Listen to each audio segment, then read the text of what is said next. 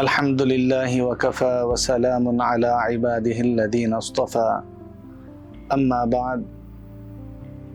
فأعوذ بالله من الشيطان الرجيم بسم الله الرحمن الرحيم يا أيها الذين آمنوا كتب عليكم الصيام كما كتب على الذين من قبلكم لعلكم تتقون صدق الله العظيم اللهم صل على سيدنا محمد وعلى آل سيدنا محمد وبارك وسلم۔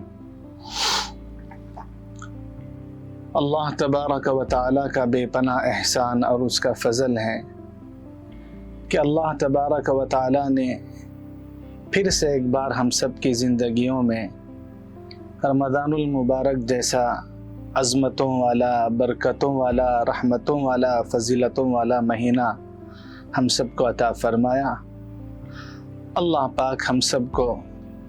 صحیح معنوں میں رمضان المبارک کی قدر کرنے کی، رمضان کے روزے رکھنے کی اور اس کی رحمتوں، سعادتوں کو حاصل کرنے کی توفیق عطا فرمائے۔ رمضان المبارک ایک ایسا عظمتوں، فضیلتوں والا مہینہ ہے کہ اس مہینے میں بندہ اللہ سے قریب ہو جاتا ہے، اس کا محبوب اور مقرب بن جاتا ہے، اور روزہ ایک ایسا عمل ہے جس سے بندہ اللہ کا بہت ہی مقرب بن جاتا ہے۔ ایک صحابی رسول صلی اللہ علیہ وسلم نے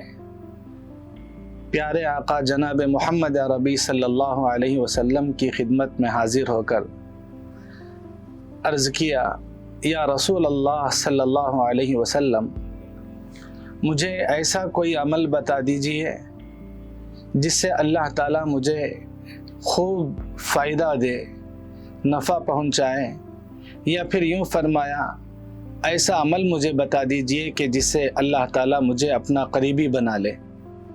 تو اللہ کے رسول صلی اللہ علیہ وسلم نے جواب میں ارشاد فرمایا، علیک بالصوم فإنہ لا مثل لہ، روزہ رکھو کہ اس سے بہتر چیز تمہارے لیے نہیں ہو سکتی جس سے تم فائدہ اٹھا سکو، تمہیں نفع پہنچ سکے، اللہ کا قریبی بنا سکے۔ رمضان المبارک ایک ایسا عظمتوں والا، برکتوں والا، رحمتوں، سعادتوں والا مہینہ ہے کہ اس مہینے میں اللہ تعالیٰ نے بہت بڑے بڑے اجر و ثواب رکھے ہیں، اور اس مہینے کو مواسات کا مہینہ، بھائی چارگی کا، ہمدردی کا مہینہ، صبر کا مہینہ بنایا ہے۔ اور یہ وہی مہینہ ہے کہ جس میں اللہ تعالیٰ نے ایک بہت ہی مقدس رات رکھی ہے، جس کے تعلق سے اللہ تعالیٰ نے قرآن مجید میں ایک سورت نازل فرمائی اور یوں کہا، اِنَّا أَنزَلْنَاهُ فِي لَيْلَةِ الْقَدْرِ وَمَا أَدْرَاكَ مَا لَيْلَةُ الْقَدْرِ، یہ قدر والی رات اللہ تعالیٰ نے رمضان المبارک کے مہینے میں رکھی۔ اور اتنا ہی نہیں بلکہ اللہ تعالیٰ نے اس مہینے میں بندوں کے تعلق سے یہ بھی فرمایا کہ یُزَادُ فِيهِ رِزْقُ الْمُؤْمِنِ، کہ اس مہینے میں اللہ تعالیٰ بندوں کے رزق کو بڑھا دیتے ہیں۔ اصل میں یہ عرض کرنا ہے کہ آج سے کچھ عرصہ پہلے، کچھ سال پہلے ہم لوگوں کو یہ کہتے ہوئے سنتے تھے کہ رمضان کا مہینہ آنے والا ہے، اور رمضان المبارک کے مہینے میں ہم لوگوں کو کیا کرنا چاہیے، کیونکہ یہ رمضان کا مہینہ کمانے والا مہینہ ہے۔ لوگوں کو یہ کہتے ہوئے سنتے تھے کہ رمضان کمائی کا مہینہ ہے، کمانے والا مہینہ ہے، اور لوگ کہتے تھے کہ اس میں آخرت کمانا ہے، نیکیاں کمانے کا مہینہ ہے، اور اس لیے بہت دنوں پہلے سے اس کی تیاری کیا کرتے تھے۔ لیکن آج بھی لوگ کہتے ہیں کہ رمضان کا مہینہ کمانے کا مہینہ ہے، کمائی کا مہینہ ہے، بس سوچ میں فرق آ گئی ہے، اعمال میں فرق آ گئے ہیں۔ پہلے کے لوگ کہا کرتے تھے کمائی کا مہینہ، لیکن نیکیاں کی کمانے کا مہینہ، لیکن آج لوگ کہتے ہیں کمائی کا مہینہ۔ فرق یہ ہے کہ وہ لوگ آخرت کو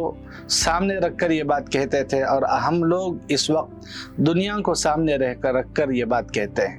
ہر کسی کو دیکھا جائے صرف یہ ایک ہی مہینہ ہے جس میں ہم کماتے ہیں۔ یقیناً اللہ تعالیٰ نے یہ بات فرمائی کہ یزاد فیہ رزق المؤمن، اللہ کے رسول صلی اللہ علیہ وسلم نے ارشاد فرمایا رمضان المبارک کے مہینے کے تعلق سے کہ اس مہینے میں اللہ تعالیٰ مومن کے رزق میں اضافہ فرما دیتے ہیں، مومن کے رزق کو بڑھا دیتے ہیں۔ جب اللہ تعالیٰ نے کھلانے کا، روزی دینے کا، رزق کا وعدہ کر دیا ہے اور یہ بات اللہ کے رسول صلی اللہ علیہ وسلم نے ارشاد فرمائی، تو ہم لوگ اسی کو اصل سمجھ کر اسی کے کمانے کے پیچھے لگ جاتے ہیں، جبکہ رمضان المبارک کے تعلق سے حضرات صحابہ رضوان اللہ تعالی علیہ مجمعین کا، پیارے آقا صلی اللہ علیہ وسلم کا عمل یہ رہا کہ رجب ہی کے مہینے سے رمضان المبارک کے آمد کی تیاری کیا کرتے تھے۔ یہی وجہ ہے کہ آپ نے رجب کا چاند دیکھ کر یہ دعا فرمائی تھی اور قیامت تک آنے والے امتیوں کو یہ بات بتائی اور یہ دعا سکھائی، اللہم بارک لنا فی رجب و شعبان و بلغنا رمضان۔ دو مہینے پہلے سے رمضان المبارک کی تیاری کیا کرتے تھے۔ آج ہم لوگ بھی رمضان المبارک کی تیاری 2 مہینوں پہلے سے کرتے ہیں، لیکن نیکیاں کمانے کے لیے نہیں بلکہ دنیا کمانے کے لیے کرتے ہیں، دنیا حاصل کرنے کے لیے کرتے ہیں۔ یقیناً رمضان المبارک کا انتظار، اس کا انتظام اور اس کی تیاری، جب ہمارے گھر میں کوئی مہمان آتا ہے تو ہم لوگ اپنے گھر کو پاک صاف کرتے ہیں، مہمان کی آمد کا انتظار کرتے ہیں، اور رمضان المبارک سے بڑا مہمان ہمارے لیے کیا ہو سکتا ہے؟ اب اس میں ہمیں کرنا کیا چاہیے؟ رمضان المبارک کا مہینہ آ رہا ہے، روزے تو اس کے اللہ تعالیٰ نے ہم پر فرض کیے ہیں۔ جو آیت شریفہ میں نے پڑھی اس میں اللہ تعالیٰ نے صاف فرمایا کہ اے ایمان والوں، تم پر اللہ تعالیٰ نے روزے فرض کیے ہیں جیسے تم سے پہلے لوگوں پر اللہ تعالیٰ نے روزے فرض کیے تھے، لعلکم تتقون، تاکہ تم پرہیزگار بن جاؤ، تاکہ تم پرہیزگار بن جاؤ، اس لیے اللہ تعالیٰ نے ہم پر روزے فرض کیے ہیں۔ تو رمضان المبارک کا مہینہ آنے والا، تو اس کی انتظار میں، اس کے انتظام میں ہمیں کیا تیاری کرنا چاہیے؟ اس کے لیے ہمارے بڑوں نے، ہمارے بزرگوں نے، علماء نے اور احادیث کی روشنی میں ہمیں یہ بات معلوم ہوتی ہے کہ مثال کے ذریعے سے اس کو سمجھیں کہ آج ہر ایک آدمی، چاہے اپنا گھر ہو، چاہے اپنا دکان ہو، چاہے اپنی آفس ہو، جب وہ کھولتا ہے تو کھولنے کے بعد سب سے پہلے اس کی صفائی کرتا ہے۔ چاہے کتنا بڑا ادارہ ہو یا کتنی بڑی آفس ہو، کتنی بڑی منڈی ہو، کتنا بڑا دکان ہو،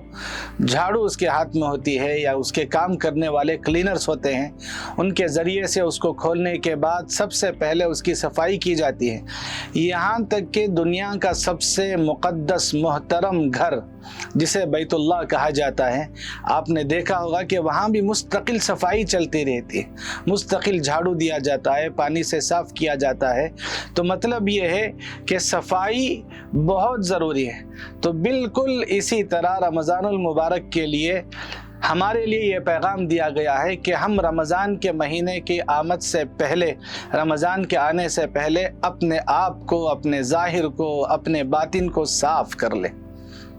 اپنے اندر کو، اپنے باطن کو صاف کر لے، اپنے ظاہر کو پاک کر لے۔ جس طرح ظاہری دنیا کی چیزوں کے لیے پاکی صفائی ضروری ہے، یہ تو اصل چیز ہے اور یہ تعلق بندے کا اور رب کا ہے، اللہ کا ہے۔ اس کے لیے ضروری ہے کہ ہم رمضان سے پہلے اپنے دلوں کو صاف کریں، اپنے روحوں کو صاف کریں، اپنے باطن کو صاف کریں، اور اس کے لیے ہمیں ضرورت ہے کہ ہمارے دلوں میں جو بغض ہے، جو کینہ ہے، جو عداوتیں ہیں، جو نفرتیں ہیں، جو آپس میں ایک دوسرے کے لیے دشمنیاں ہیں، چھوٹی چھوٹی باتوں پر کہ وہ مجھے دیکھتا ہے تو سلام نہیں کرتا، میں اسے سلام کیوں کروں؟ وہ مجھے بات نہیں کرتا، وہ مجھے نظر انداز کر کے چلا گیا، میں اسے کیوں ملوں؟ میں آگے بڑھ کر اسے سلام کیوں کروں؟ میرا اس کا کوئی رشتہ نہیں۔ چھوٹی چھوٹی چیزوں پر آج ہم اپنے رشتے ناطے ختم کر لیتے ہیں۔ انہی چیزوں سے اپنے دل کو، اپنے باطن کو صاف کرنے کے لیے کہا گیا ہے۔ جب تک ہمارا دل صاف نہیں ہوگا، ہمارا باطن صاف نہیں ہوگا، ہماری کوئی عبادت قابل قبول نہیں ہے، ہمارے روزے عند اللہ مقبول نہیں ہیں۔ اسی لیے اللہ کے رسول صلی اللہ علیہ وسلم نے ارشاد فرمایا، من لم يدع قول الزور والعمل به فليس لله حاجة ان يدع طعامه وشرابه۔ او کما قال علیہ الصلاۃ والسلام، اللہ کے رسول صلی اللہ علیہ وسلم نے ارشاد فرمایا، اپنی زبان کا صحیح استعمال نہ کرنے پر یا وہ اعمال جسے اللہ تعالیٰ راضی نہیں ہوتے، اللہ کو غصہ آتا ہے، یہ ساری چیزیں روزے کے حالت میں رہ کر بھی اگر ہم کریں گے، روزہ بھی ہیں اور دل بھی صاف نہیں ہے، روزہ ہیں غیبت بھی کر رہے ہیں، روزہ ہیں جھوٹ بھی بول رہے ہیں، روزہ ہیں دھوکہ بھی دے رہے ہیں، روزہ ہیں وعدہ خلافی بھی کر رہے ہیں، تو ایسوں کے تعلق سے اللہ کے رسول صلی اللہ علیہ وسلم نے ارشاد فرمایا، تمہارا بھوکا پیاسا رہنا اللہ کے یہاں کوئی معنی نہیں رکھتا۔ یعنی ہمارے روزے کی رکھنے کی وجہ سے، روزہ رکھنے کے باوجود بھی ہمارا یہ روزہ رکھنا اور یہ ہمارا یہ عمل عند اللہ مقبول نہیں، اس لیے کہ ہم یہ سارے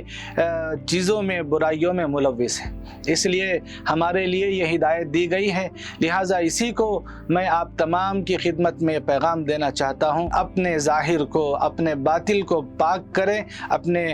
باطن کو بالکل یہ ساری غلاظتوں سے، نحوستوں سے پاک کریں، خوب عبادتیں کریں، قرآن کی تلاوت کریں، تراویح کی پابندی کریں، اور بالخصوص آخر میں ایک خاص پیغام آپ تمام کے حق میں دینا چاہتا ہوں، بالخصوص نوجوانوں کے حق میں، اللہ کے لیے اپنی قیمتی راتوں کو بیکار ضائع نہ کریں۔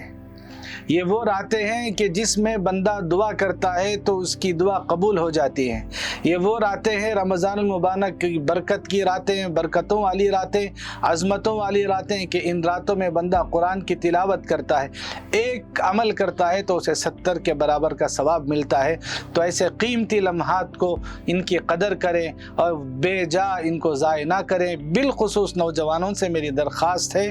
کہ وہ راتوں کا صحیح استعمال کریں، سڑکوں پر، ہوٹلوں میں، نکڑوں پر، چوکوں میں، ایسی جگہوں پر جا کر اپنے قیمتی زندگی کے اوقات کو، لمحات کو بیکار اور ضائع نہ کریں۔ اللہ تعالیٰ سے دعا ہے کہ اللہ تبارک و تعالیٰ رمضان المبارک کی پوری سعادتیں ہم سب کو نصیب فرمائے، اور رمضان المبارک کی قدر کرنے کی، اس کے روزے رکھنے کی، اور اللہ تبارک و تعالیٰ اس کا قرب ہمیں حاصل کرنے والے اعمال کرنے کی توفیق عطا فرمائے۔ آمین۔ وآخر دعوانا عن الحمد للہ رب العالمین۔